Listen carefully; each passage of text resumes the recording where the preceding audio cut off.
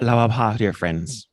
Welcome to the Sunday morning devotional program sponsored by the Spiritual Assemblies of the Baha'is of South DeKalb County and Sandy Springs, Georgia. It's wonderful to have you all with us here today. Across the globe, the teachings of the Baha'i faith, brought to us more than 150 years ago by His Holiness Baha'u'llah, its founder, whose name in Arabic means the glory of God, have inspired and continue to inspire individuals and communities as they strive to improve their own lives and contribute to the advancement of civilization. Baha'i beliefs address such essential themes as the oneness of God and religion, the oneness of humanity and freedom from all forms of prejudice, the inherent nobility of the human being, the progressive revelation of religious truth, a gradual unfolding of God's purpose with the appearance of each divine teacher, the development of spiritual qualities, which allow us to reflect the image that God made us in, the integration of worship and service, with work performed in the spirit of service accounted as worship in the eyes of God, the fundamental equality of the sexes, more widely evidenced in a setting of equal opportunity, the harmony between religion and science as an established fact, the centrality of justice in all human endeavor, the importance of education, particularly for children, and the dynamics of the relationships that bind together individuals, communities, and institutions as humanity advances towards its collective maturity. Again, welcome. We're pleased to have you all with us. We'll begin with opening devotions. Please mute yourself if you're not speaking and silence your electronic devices if you are speaking. Thank you.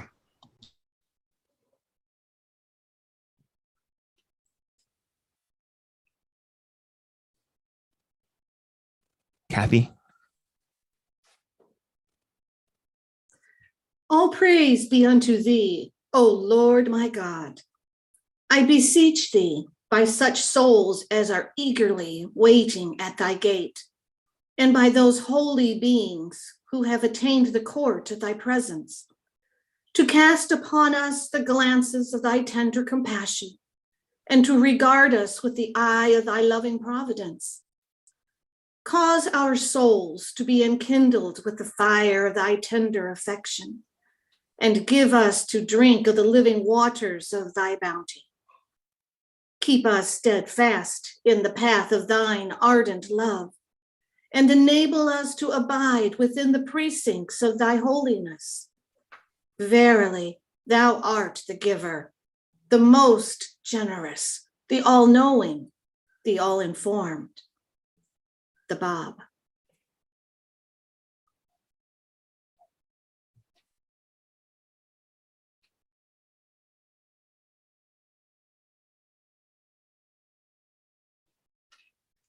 Barbara?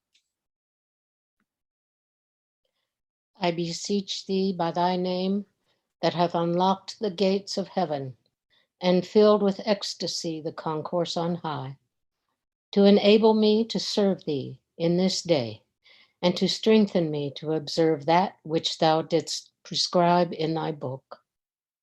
Thou knowest, O my Lord, what is in me, but I know not what is in thee. Thou art the all-knowing, the all-informed. Baha'u'llah.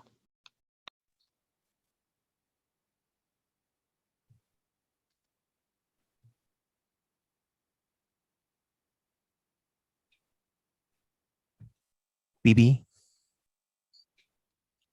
O God, my God, have mercy then upon my helpless state, my poverty, my misery, my abasement.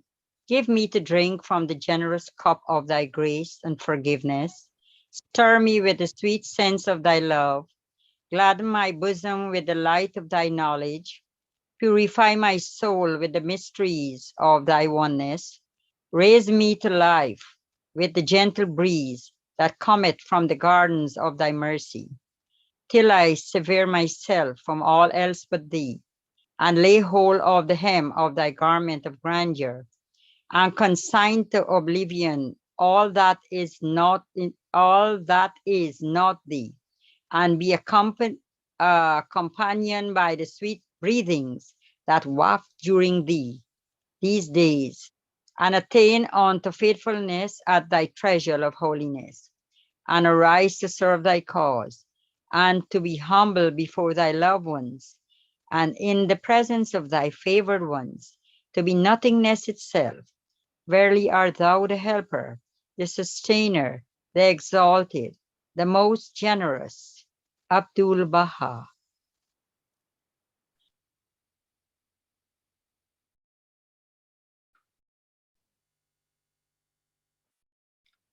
Deng Ting.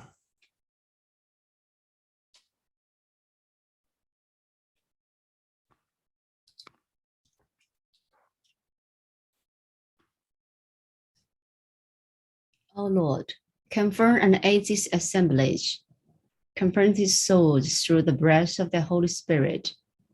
Unite the eyes by the vision of these radiant lights, and make the ears joyful through the anthem of thy call to service. O God, verily we have gathered here in the fragrance of thy love. We have turned to the kingdom. We seek not save thee, and desire nothing save thee good pleasure. O God, let this food be thy man from heaven, and grant that this assemblage may be a concourse of thy supreme ones. May they be the quickening cause of love to humanity and the source of illumination to the human race. May they be the instruments of thy guidance upon earth. Verily thou art the powerful, thou art the bestower, thou art the forgiver, and thou art the almighty.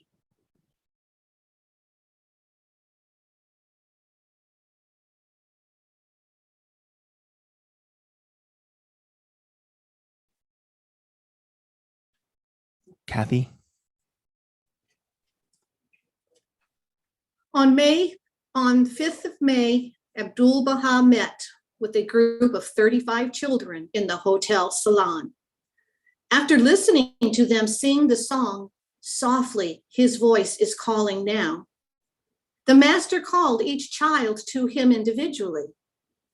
Some he took on his lap, others he kissed or stroked their hair, all with such infinite love and tenderness shining in his eyes and thrilling in the tones of his voice, that when he whispered in English in their ears to tell him their names, they answered joyfully and freely as they would to a beloved father. The children's joy and his own happiness seemed to culminate as one dear little tot ran to him and fairly flew herself into his arms. Afterwards, Abdul Baha gave each child an envelope full of rose petals, then invited them all to Lincoln Park across the road from the hotel for a photograph.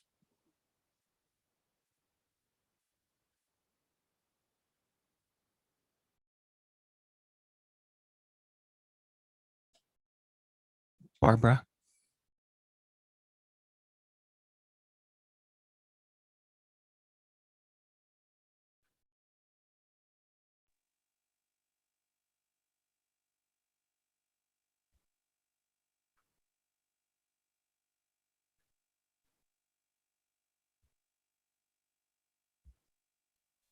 Deng Ting.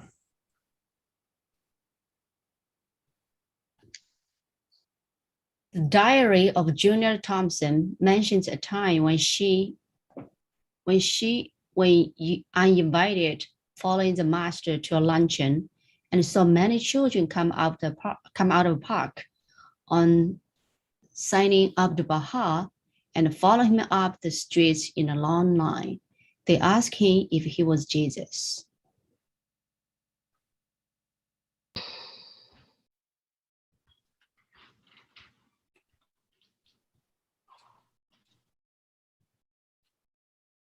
Barbara.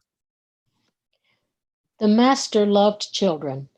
It was observed that many of his talks were given as he sat with his arm encircling one of them. To parents, he would speak in the following vein: give this child a good education. Make every effort that it may have the best you can afford, so that it may be enabled to enjoy the advantage of this glorious age. Do all you can to encourage spirituality in them.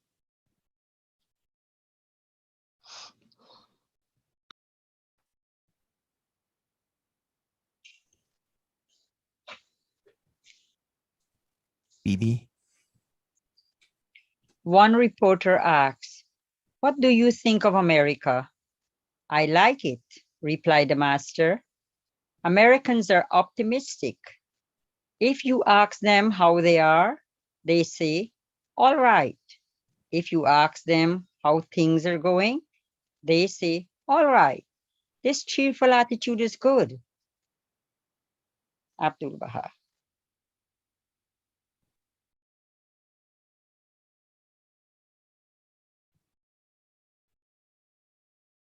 Kathy. Abdul Baha laid the cornerstone of the House of Worship in Wilmette, Illinois, on the 1st of May, 1912. A temporary tent covered a spot of prairie overlooking Lake Michigan. People from different nationalities were on hand to ceremoniously turn over a bit of soil. An ordinary spade was used, but when the master's turn came, he was handed a golden trowel. He handed it back and used instead the same spade as the others. He then laid the cornerstone.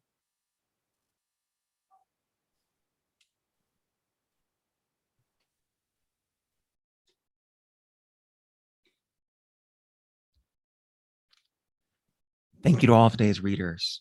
Next, we're going to listen to a healing prayer. If any of you wish to remember a loved one throughout this prayer for healing, please feel free to call out their names at this time.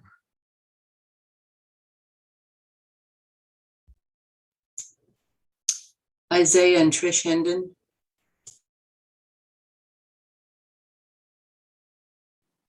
Josie Reynolds. Haifa Moses.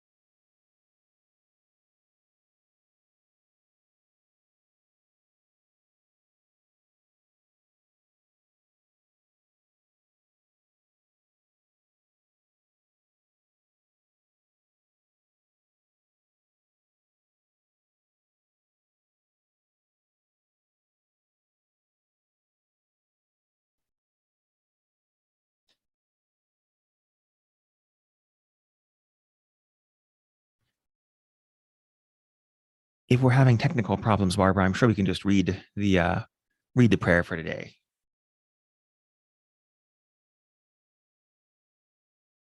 Oh, there it goes.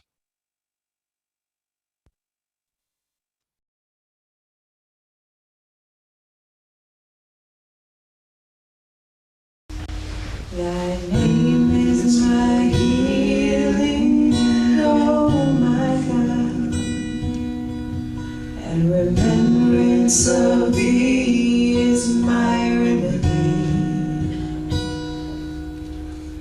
Nearness to thee is my hope, and love for thee is my companion.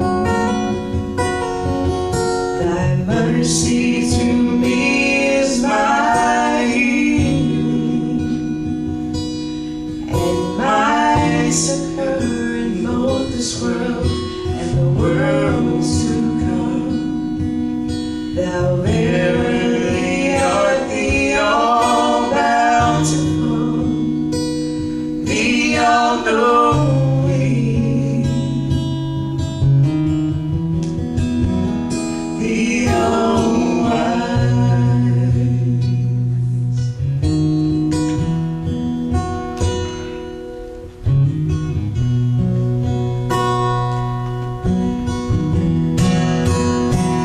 The all knowing,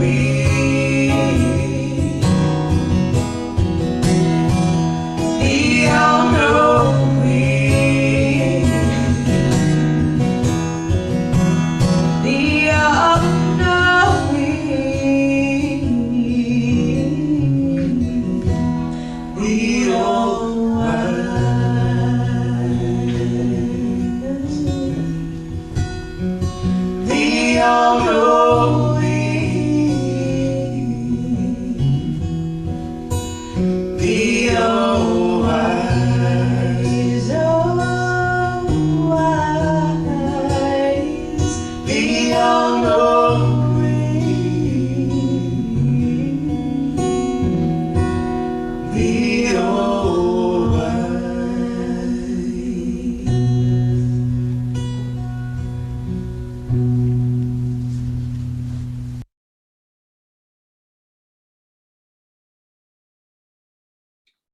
And now we're blessed to have a musical offering.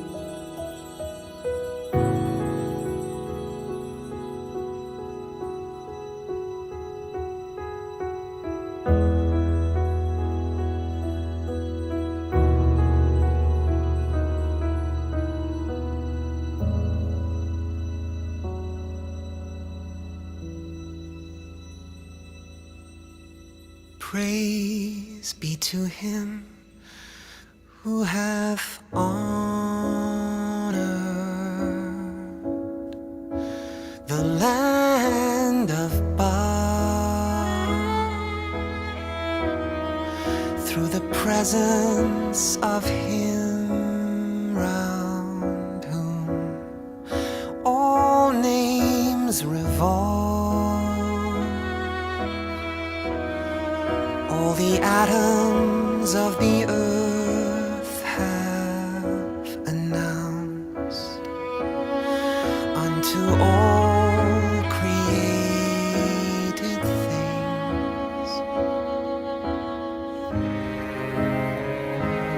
that from behind the gate of the prison city there hath appeared, and above its horizon there hath shone forth the orb of the beauty of the great, the most mighty branch of God.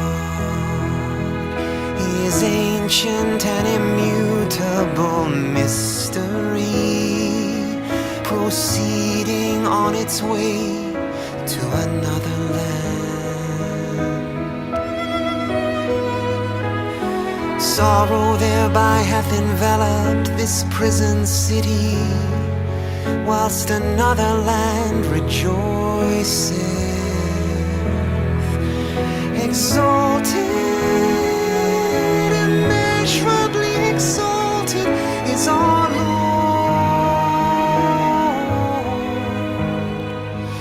the fashioner of the heavens and the creator of all things. He through whose sovereignty the doors of the prison were opened, thereby causing what was promised aforetime in the tablets to be fulfilled.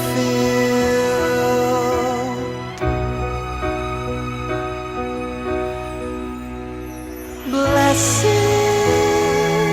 doubly blessed is the ground which his footsteps have trodden, the eye that hath been cheered by the beauty of his countenance, the ear that hath been honored by hearkening to his call,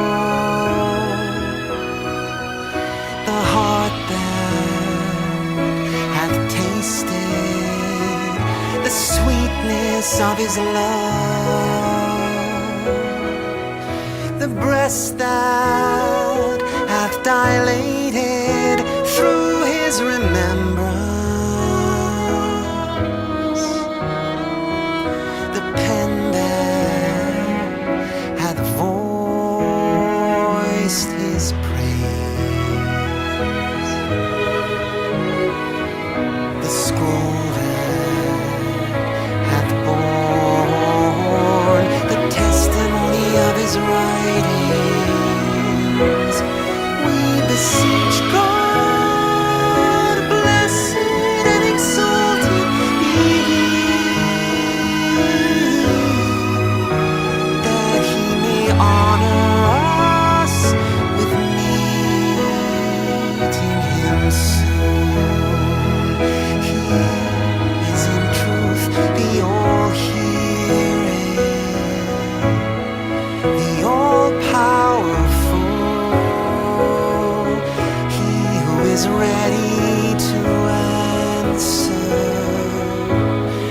is ready to answer.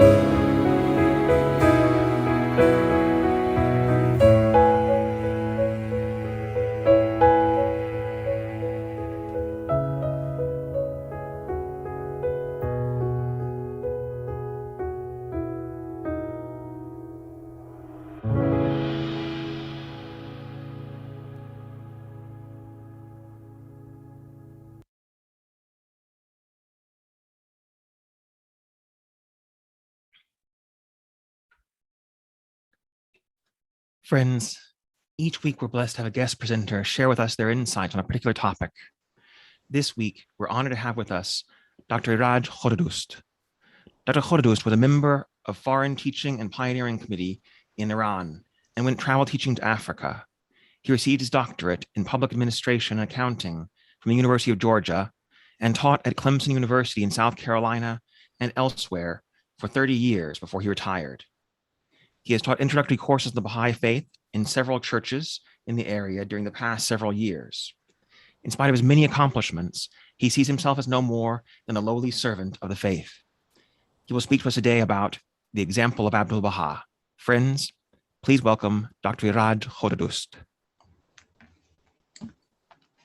Allah, dear friends, in spite of my lack of capacity, I have been asked to speak briefly about the example of Abdul Baha, for which I'm deeply grateful.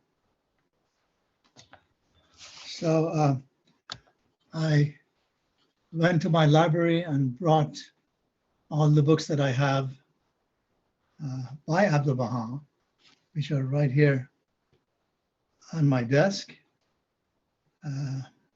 The Secret of Divine Civilization, the first book that he wrote in 1875, heard the instructions of Baha'u'llah during the lifetime of Baha'u'llah.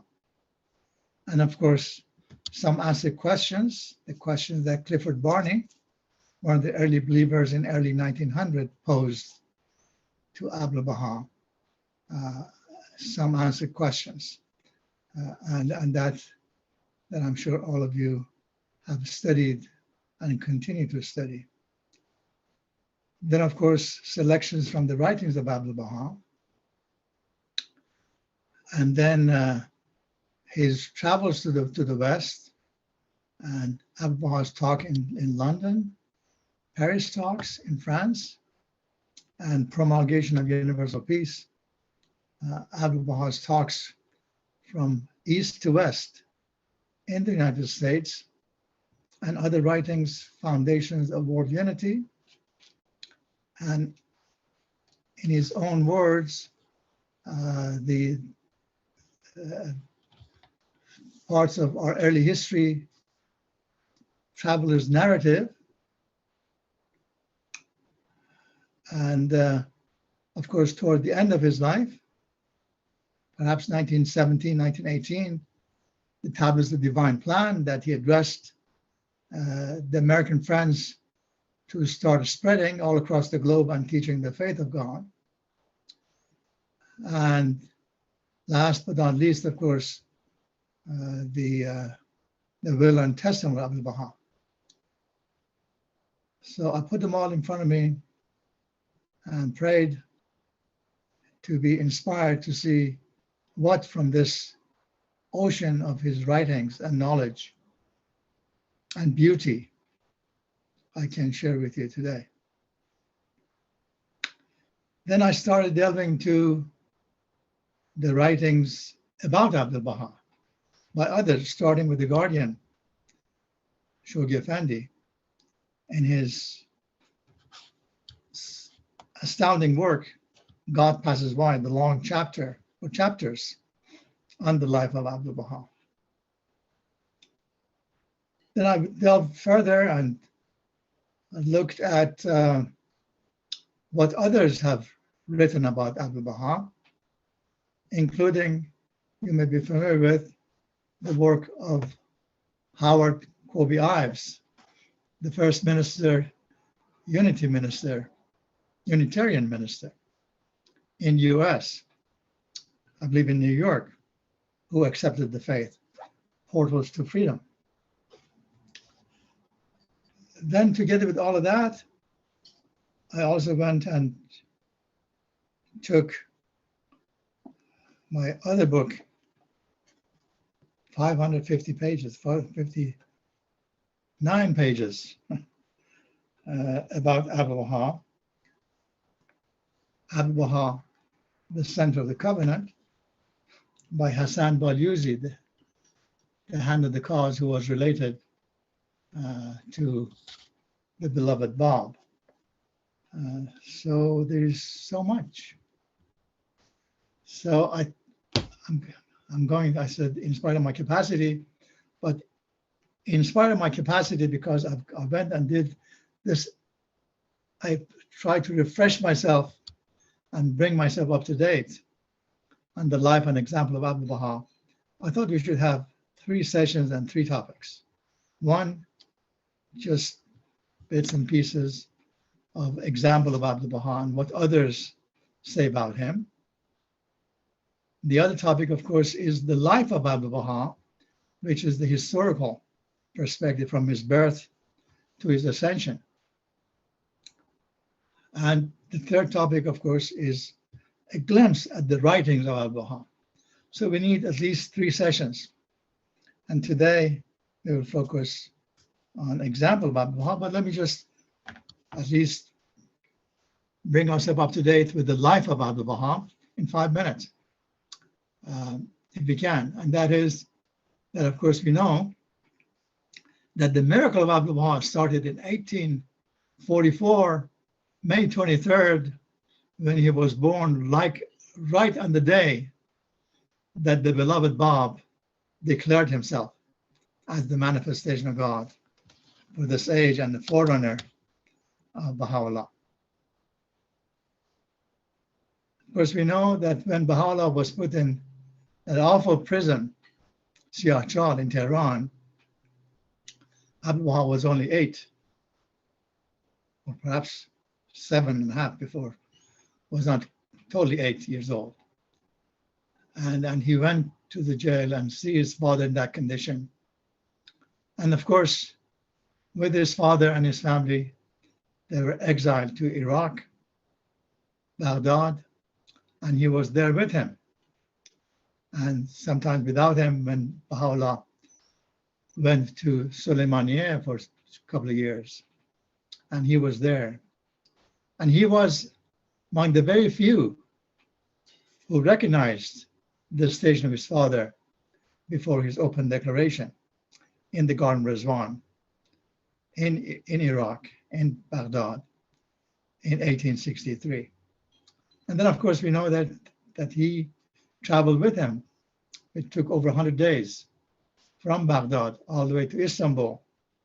And after 4 months in Istanbul, traveled with him to Adrianople for 5 years. And in 1868, he, together with his father and some 70 family and followers, dedicated followers of faith, were exiled to Akka in the horrible prison in the city of Akka, which was the jail for the Ottoman criminals at that time, until they were given not freedom, but at least little freedom of movement in the area after 2-3 years. And he was with his father until Baha'u'llah passed away in 1892. And according to the will and testimony of Baha'u'llah, he was the center of the covenant, as Baha'u'llah calls him, the most mighty branch and the perfect exemplar of the Baha'i faith. And the master, we know him by these names. But he wanted just to be called Abdul Baha, which literally means the servant of Baha'u'llah. I'll read a passage by him that probably you have seen, that he explains that a name that I want is just Abdul Baha. I'm the servant of Baha'u'llah, nothing else. And of course, we know that until 1908, and a little after really, until 1909, when the Ottoman Empire disintegrated and the vicious Sultan Hamid was put under house arrest, Abdul Baha and before him Baha'u'llah, for that period, long period, were still prisoners. They were not allowed to move, except if some governors were a little more friendly and lax. He was allowed to go to Haifa and back to Akka. But for many of these years, he was not even allowed to come out of the prison city of Akka. And that's where he lived. So he went to prison with his father, an exile at the age of 8. And by 1910, how old would he have been? 66. So he was 66 years old by 1910 when he was set free. And of course, we know that he came to Egypt for a few months, and then from there, he traveled to Europe, particularly England, and he, someone who was a prisoner all his life, spoke at churches and synagogues and libraries and universities. And then, of course, from there in 1912, for 9 months, over 9 months, primarily in the US and in Canada, and then the year after, back again to Europe, to England and France, and short stay in Budapest and in Stuttgart in Germany, and back again to Egypt, and then back again to Haifa and Akka. But all this time, he went through all this trouble, all this hardship without complaining. Not only without complaining, always with a smile, always with an innate love that people and enemies could see. And many of those enemies, governors, mayors, officials, church people, mullahs, they became his true and devoted friends because of who Abdul Baha was, that amazing, perfect exemplar that we all know. I was reading one of his stories, the story of an Afghan man who lived for most of this time period in Akka for 24 years. And then he was a bitter enemy of the faith and Abdul Baha. And whoever spoke about Abdul Baha, wanted to say something good about Abdul Baha or anything, he would interrupt them and said that he is an apostate and he's not a believer and you should not associate with him, you should not go close to him. And this and that for 24 years, he was throwing that poison and some others. Most people became his true friends and devoted disciples, Baha'i or non-Baha'i, in that area. But he, among some others, that's how they behaved. But then it was during the end of his life when he begged Abdul Baha to be allowed to have an audience with Abdul Baha and fell at his feet crying that for all these years, I've been saying all these bad things about you, but all you did was serving humanity, feeding the poor, helping the needy. So that's who you were, that's who I was.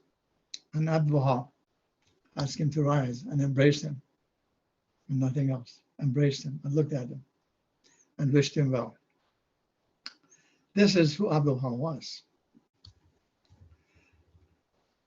But now, for the majority of my time, I want to talk about the example of Abdu'l-Baha. All of these, of course, is example. His life is an example. But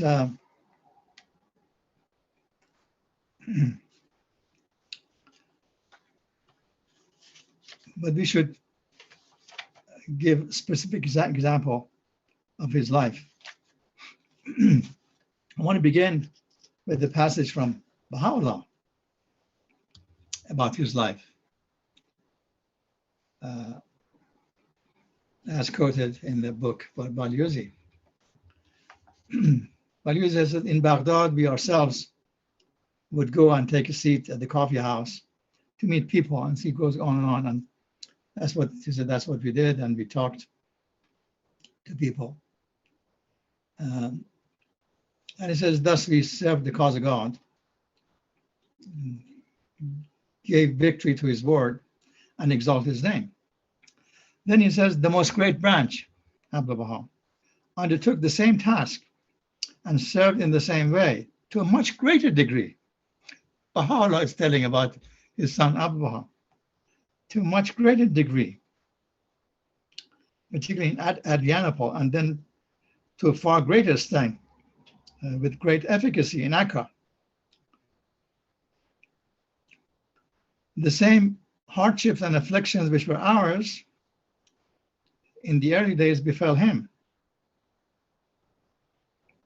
In Baghdad, we were not prisoners, and the cause of God had not obtained even a fraction of the fame which has gained today. At that time, the number of opponents and adversaries and ill-wishers was far less than today. In the land of mystery, at Adrianople, we used to meet with some and let them come into our presence.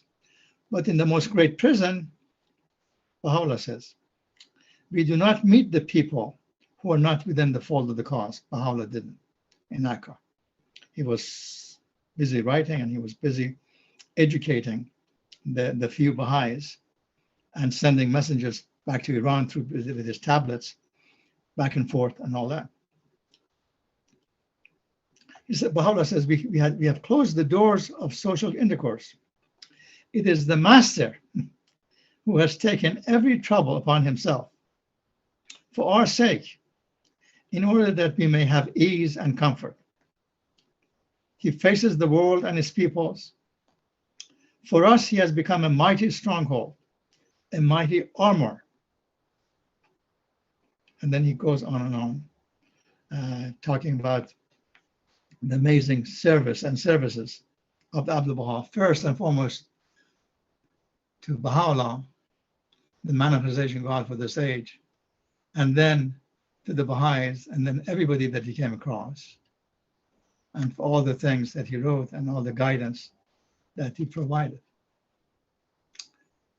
So it's of course appropriate to begin talking about Abdu'l-Baha and the vision that long before he became the center of the covenant, he was the perfect exemplar and the most mighty branch for his father Baha'u'llah.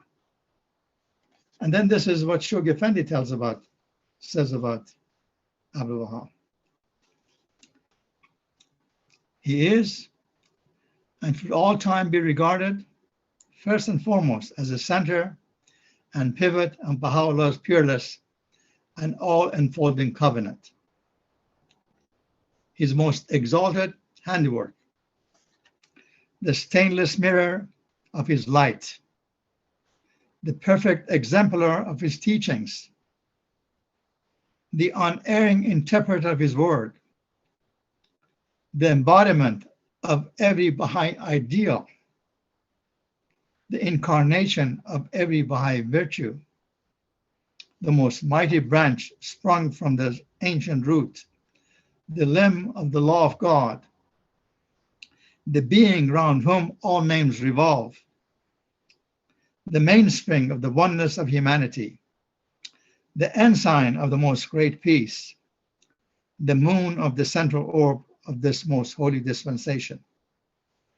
Stars and titles that are implicit and find their truest, their highest and fairest expression in the magic name Abdu'l-Baha. Of course, this is what Shoghi Effendi says about his grandfather, Abdu'l-Baha. And then let me go on and give you these different perceptions about Abdu'l-Baha and what he did that endeared him to most everyone who had eyes to see and ears to hear.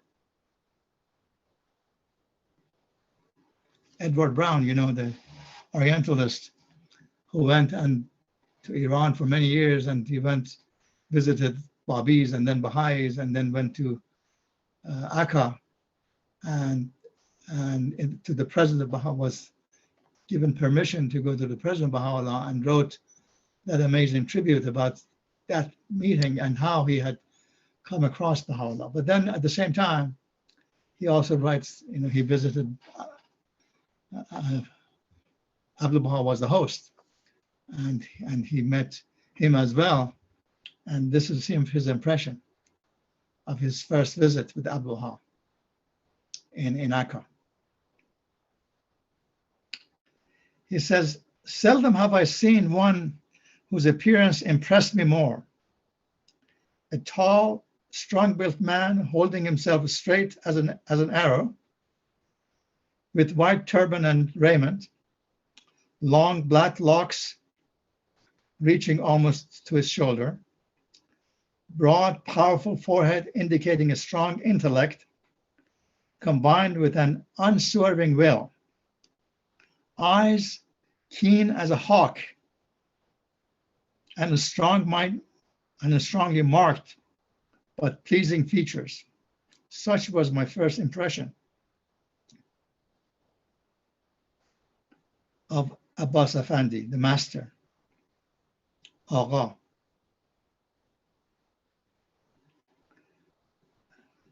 Subsequent conversation with him served only to heighten the respect with which his appearance had from the first inspired me. One more eloquent of speech, more ready of argument, more apt of illustration, more intimately acquainted with the sacred books of the Jews, the Christians, and the Muslims, could, I should think, scarcely be found even among the eloquent, ready, and subtle race to which he belongs. These qualities, combined with the bearing at once majestic and genial, made me cease to wonder at the influence and esteem which he enjoyed even beyond the circle of his father's followers. About the greatness of this man and his power, no one that has seen him could entertain a doubt.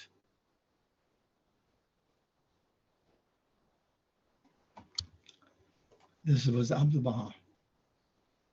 I haven't even begun to say these tributes for his example of how he behaved and how he lived his life and how he influenced thousands upon thousands in Akka, and of course through his writings all across the Middle East, and of course through his travels all across Europe and the United States and Canada, directly, and then of course indirectly through all his disciples and all those who rose to teach his faith all across the globe. I said his last of his writings before his will and testament, of course, was the Tablets of the Divine Plan. Even though there were few, but so many of those few arose and traveled and pioneered to South America and all across Asia, and of course, Australia. Henry Clarendon handled the cause, who was appointed after his passing by Shoghi Effendi as handled the cause. That he gave that example and that influence that allowed people to rise and continue to rise through the example of that perfect exemplar, who saw nobody as enemy, who influenced people so intensely, who made them friends, and who was the father of the poor, who gave his life to the example of being Abdul Baha. Let me go and pick up the book by Kobe Ives. And of course, his story is just an amazing story. If you haven't read it, you should. That's 250 pages of his story of how he came across Abdul Baha. He wanted to visit him as he came to New York. And he didn't mean to become Baha'i, but he was just curious. And just from the first visit, he saw that he was the spirit of Jesus Christ. And he had seen somebody that he had never seen anybody like him or close to him, like the example of Abdul Baha. And he wrote so much about him, about his visits and his and the love of Abdul Baha. And even though Abdul Baha could not speak English, but he says, just seeing him and looking at his eyes and being in his presence was enough, he says. And that influenced him more than anything else. And then this is where he also quotes Abdul Baha with regard to the humility of Abdul Baha at the same time, which is a lesson for all of us. Absolute humility. This is where he says, he quotes Abdul Baha. I am Abdul Baha and no more. I'm not pleased with whosoever praises me by any other name. I'm the servant of the blessed perfection. And I hope that this servitude of mine will become acceptable. Whoever mentions any other name, save this, will not please me at all. Abdul Baha and no more. No person should praise me except by this name, Abdul Baha. And again, the mystery of mysteries of these words, texts, and lines is servitude to the holy presence of the beauty of Baha'u'llah, an effacement, evanescence, and perfect dispersion before the blessed threshold. This is my brilliant diadem and my glorious crown. With this I'll be glorified in the heavenly kingdom and the kingdom of this world. And with it I'll approach unto the beauty among the nearest ones to God. And no one is allowed to interpret other than this, other than what he said.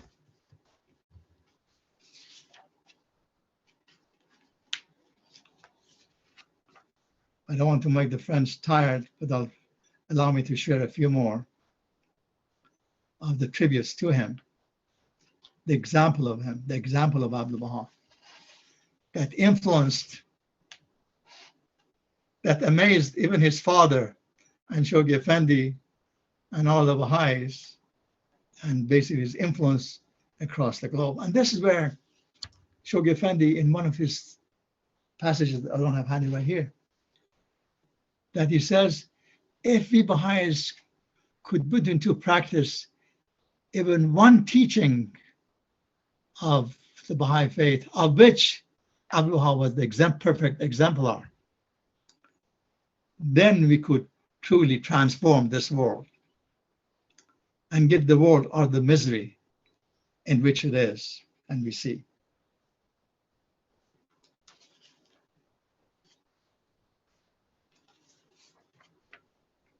There's so much. There's so much. I came across, that's not the last passage that I want to share with you, but that is the passage that I want to share with you of the visit of Mr. Samandari and his father. Yeah, I had met, I'm so old that I met Mr. Samandari, who had met Baha'u'llah. Mr. Samandari was hand of the cause. Beautiful hand of the cause. He was the shortest hand of the cause, but he also had the most eloquent voice, and he was very loud. I never forget, was when I was in the Baha'i Center, beautiful Baha'i Center in Tehran, early 1950s, and Mr. Samandari was supposed to speak. And when Mr. Samandari, Mr. Frutan, wanted to speak, beginning of the 10-year crusade, when he was also appointed hand of the cause, that hundreds, if not thousands, perhaps close to 1,000 of Baha'is, youth and of all ages, would throng into the Baha'i Center, to this beautiful, huge auditorium that they had accommodated more than 1,000. And then I remember that Mr. Samandari, that I mentioned, he had met Baha'u'llah and Abu Baha before Baha'u'llah's passing in 1891. And he was now, at that time, he was in his 80s. That he was supposed to be the speaker, but then the chairman for that meeting was very tense, and he didn't know what to do. And the reason was that the loudspeaker was not working. And he came and announced, and got the help of some other people to announce that he's working, the loudspeaker is not working. But then Mr. Samandari came and said, "Don't worry about it. My voice carries through." And he just came, and he started with Allahu Akbar, and the whole 1,000 people who were sitting there could hear him. He did not need the loudspeaker. But that person had met Baha'u'llah and Abdul Baha, and this is his recollection, a few lines of which I will read.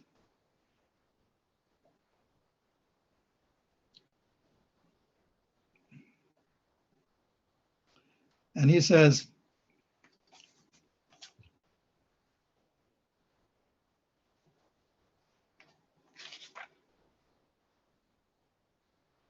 I thought I have the right page.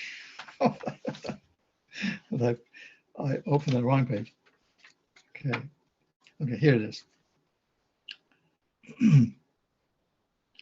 He starts talking about the fact that for several days he and his father had not met Baha'u'llah, and was begging to be allowed to go to the presence of Baha'u'llah again. So he says, for several days he had not been called to the presence of Baha'u'llah. Baha'u'llah would call them whenever he wished, to all these people who had come to visit him. And encouraging a small child of the household, Mr. Samandari, he asked to be the bearer of a petition for him to Baha'u'llah. So his petition was for the bounty of admission to his presence. Mr. Samandari is saying that he was begging this little girl to go and visit Baha'u'llah and say that, please allow me to come and visit you one more time. Now, he says when he attained the presence of Baha'u'llah, Baha'u'llah asked him, this is now what Baha'u'llah asked Mr. Samandari, do you not meet the master every day? Samandari's answer was affirmative. And Baha'u'llah said, then why do you speak of not having been here in my presence for several days? You have met the master every day and received the honor of his company. So he equated meeting Abdul Baha with meeting himself. This is how Baha'u'llah praised him. Isn't that beautiful? Isn't that amazing? This is now before Baha'u'llah passed away. Of course, he knew for years before that he was the center of his covenant. There's so much, friends.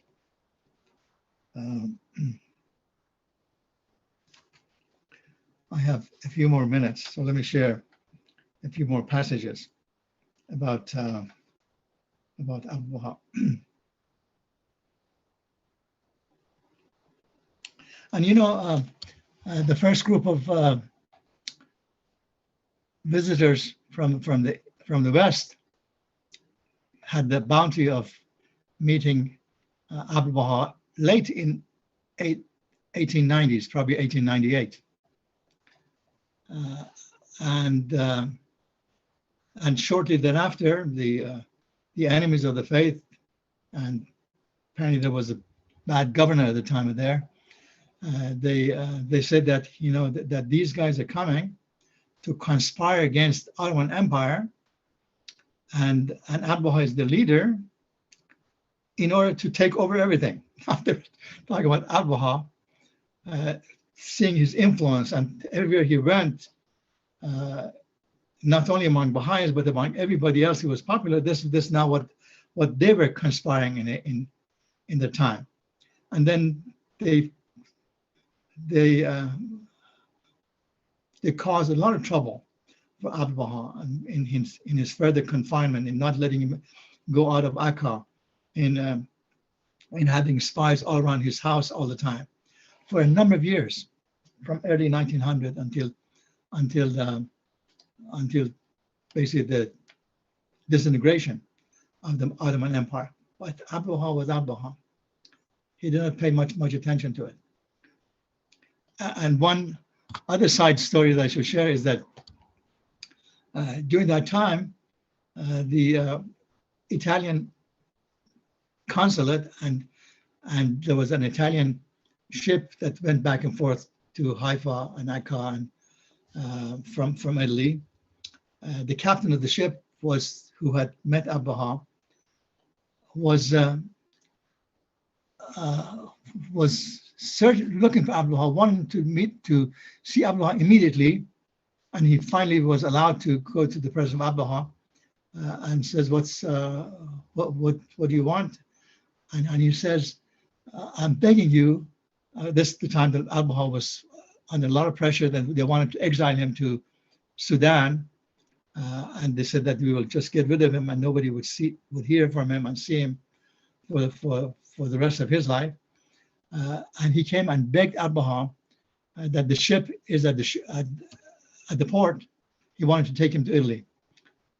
So he said, okay, give me a few hours and let me consult with my friends.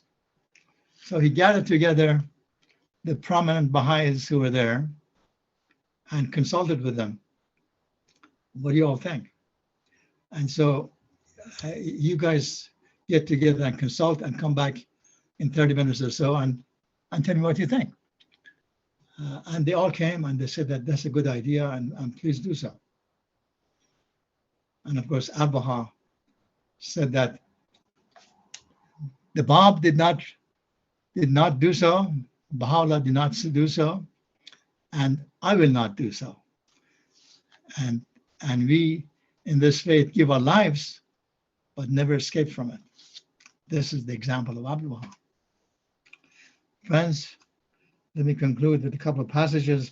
This was, I said, the first group of friends who visited Abu Baha, were pilgrims from the West. This is what Abu Baha told them when they were leaving. He says, and now I give you a commandment, which shall be a covenant between you and me, that ye have faith, that your faith be steadfast as a rock, that no storms can move, that nothing can disturb, and that it endure through all things, even to the end. Even should ye hear that your Lord has been crucified, be not shaken in your faith, for I am with you always, whether living or dead. I am with you to the end. As ye have faith, so shall your powers and blessings be. This is the balance. This is the balance. This is the balance. And then before they left, he also told them separation is only of our bodies. In spirit, we are unified. You are the lights which shall be diffused. You are the waves of that sea which shall be spread and overflow the world. Another commandment I give unto you, that ye love one another, even as I love you. Look at one another with the eye of perfection. Look at me, follow me, be as I am. That we hear in that song. Take no thought for yourselves or your lives, whether ye eat or whatever, or wherever you sleep, whether you're comfortable, whether you're well or ill, whether you're with friends or foes, whether you receive praise or blame. Look at me and be as I am. You must die to yourselves and to the world. So shall ye be born again and enter the kingdom of heaven. Behold a candle, how it gives us light. It weeps its life. It weeps its life away, drop by drop, in order to give forth its flame of light. Thank you very much, friend, for paying attention to this. And I now think it is the time for conversation.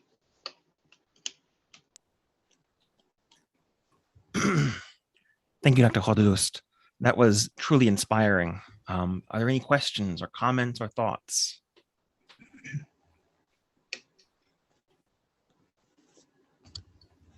You know what struck me from the very beginning of your talk, one of the, well, I guess one of the things that, and it's funny I didn't notice it for so many years, but I remember vividly several years back suddenly realizing that Baha'u'llah called Abdul Baha the master, but he calls himself the servant.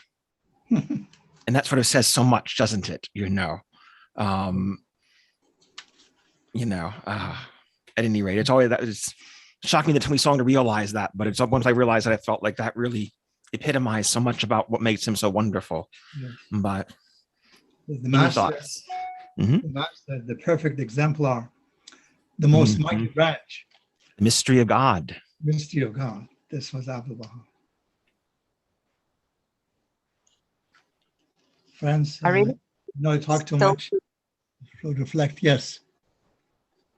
I love the stories of Abdul Baha that you shared.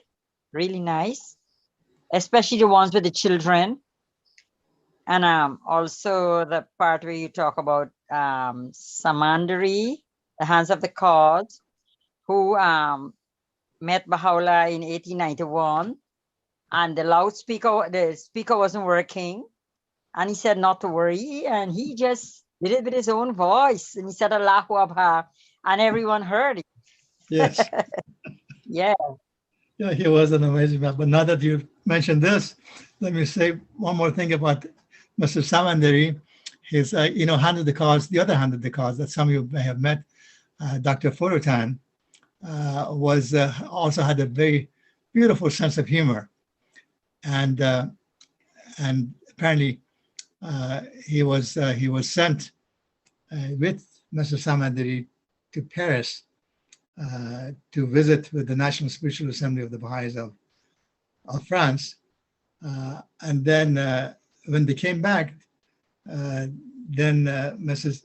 Furutan spoke, and then Mrs. Samandari spoke. This was another occasion. But then, Mr. Samandari was also a very pure man, truly in the steps of Abdul Baha.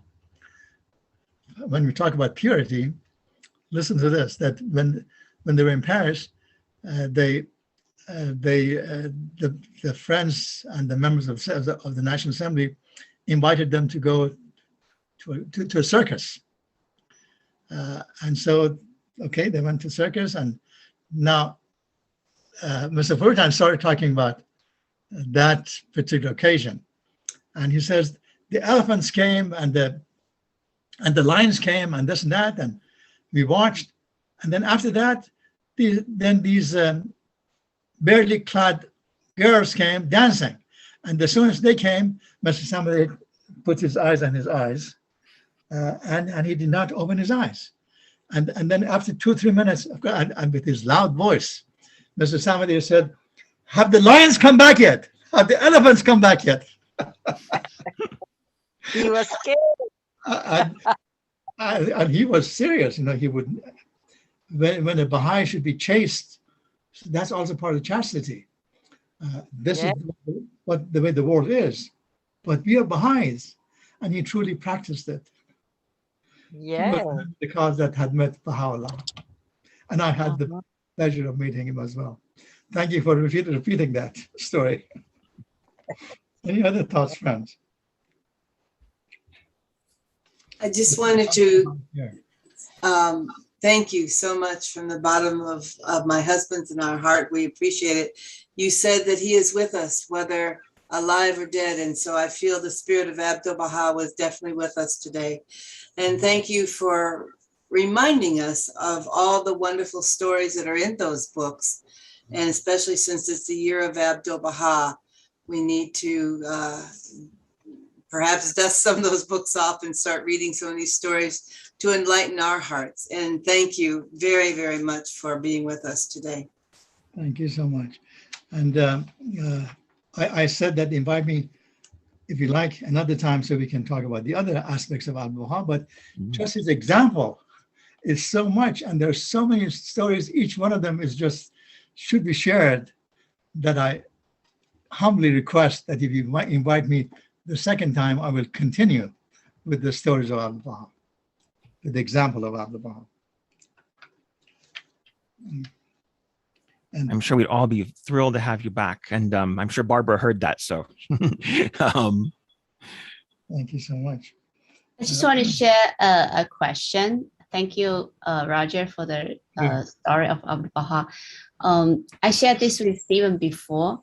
I feel like becoming a Baha'i definitely reminds me to be kind, have a human heart, a pure heart, radiant heart, service, all forgiving, always positive, all the good qualities. But how do we address that kind of feeling? It's make me feel I'm not good enough. I honestly feel like sometimes I feel a little, for example, even right now, I am starting my own business. I feel guilty for charging people money. I feel, okay, pure-hearted people should not do things for money. But I feel like that's my job. If I don't make money, then I cannot support my family. I cannot make a living. And sometimes I have a little bit of selfish thought. I feel like, oh, that's wrong, or I lose my temper. I say, oh, that's wrong. I shouldn't be a Baha'i. I shouldn't be like that. But how do we have a perfect role model or example there? But I know I'm not,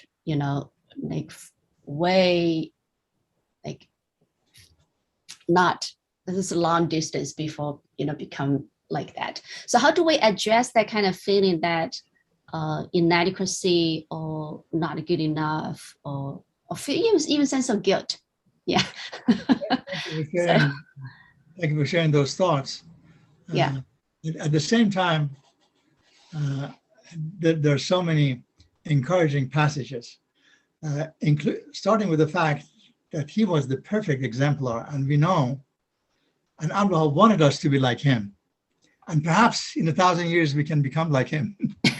but now we are imperfect human beings, and we live in this world, and we should do our best. But then on one of your points that you mentioned, making money and feeling guilty, please don't.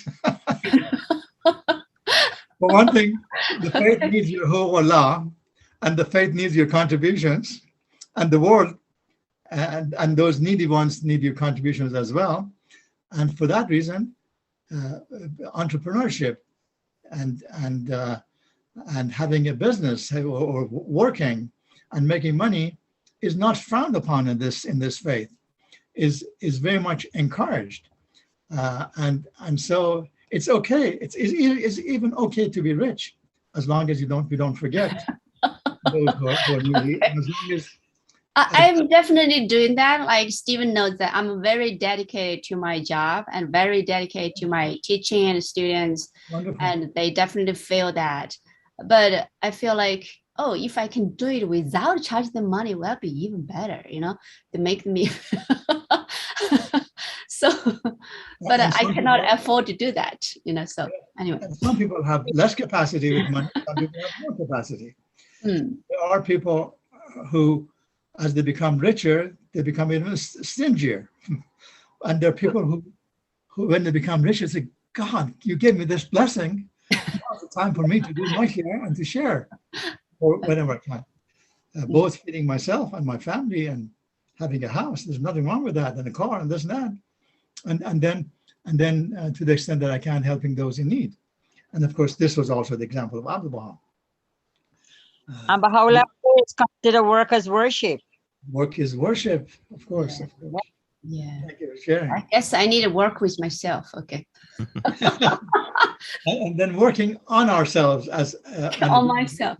Yeah. through prayers and meditation. And this is why praying on a daily basis, morning and night, Yeah. and if we can, morning. I guess it's different because before I worked for like schools, they employ me.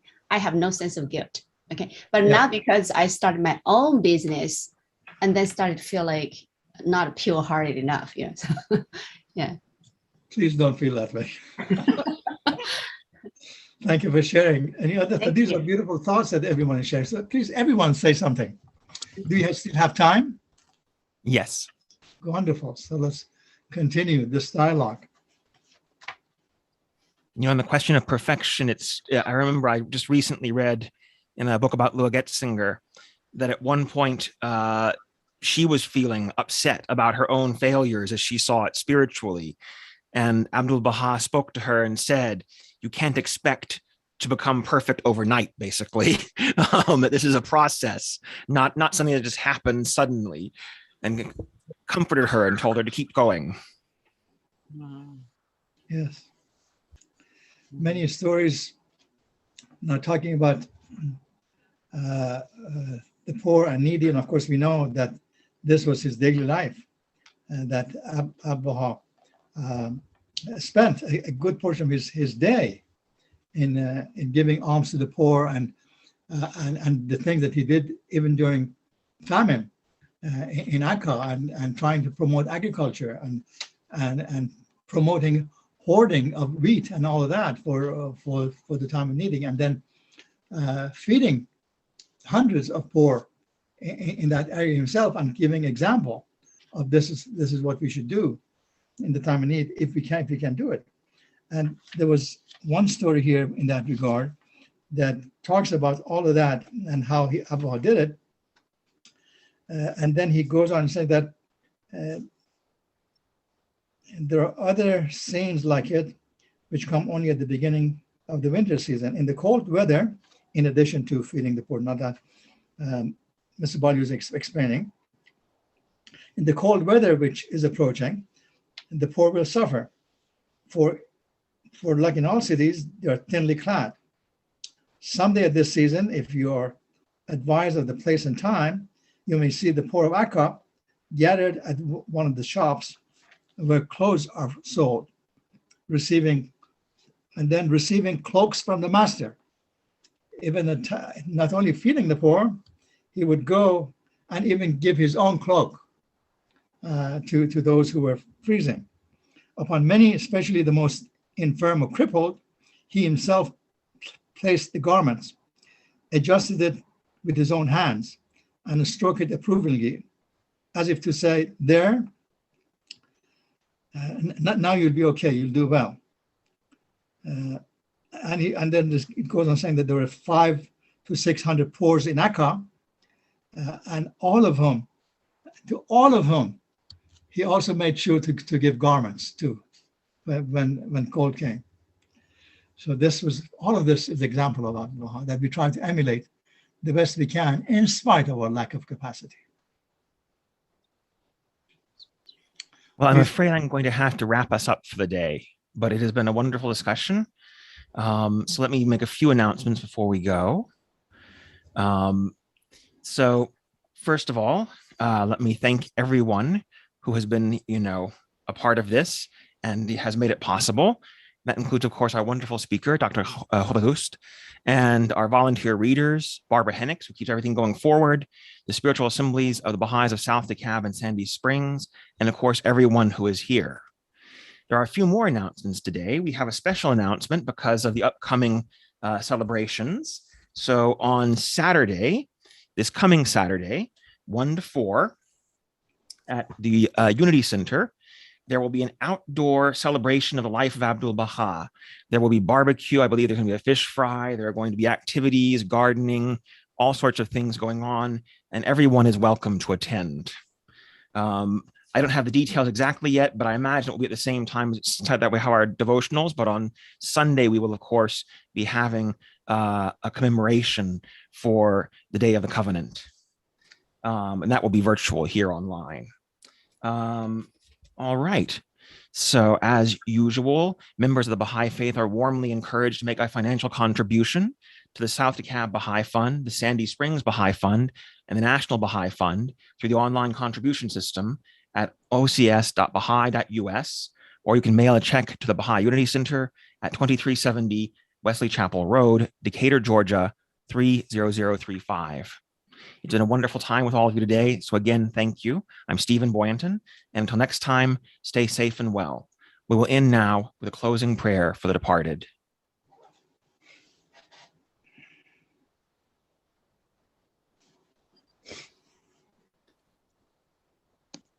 Barbara, do you have one prepared, or I think you have one prepared?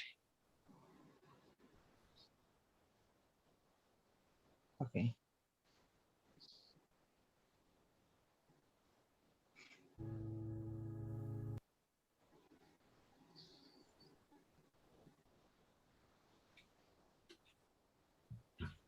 Bibi, would you care to read that for us? Yes. O my God, O thou forgiver of sins, bestower of gifts, dispeller of afflictions, verily I beseech thee to forgive the sins of such as have abandoned the physical garment and have ascended to the spiritual world.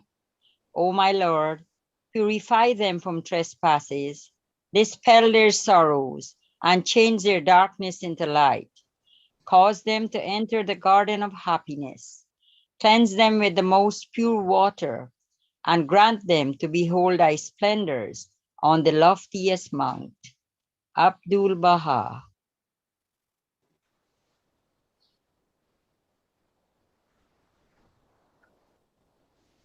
Lapa, everyone. Lapa, thank you. Wapa. Aloha. Thank you. Aloha. Good to be with you. Thank you. Thank you. Thank you, everyone. Kharafes. Mm-hmm.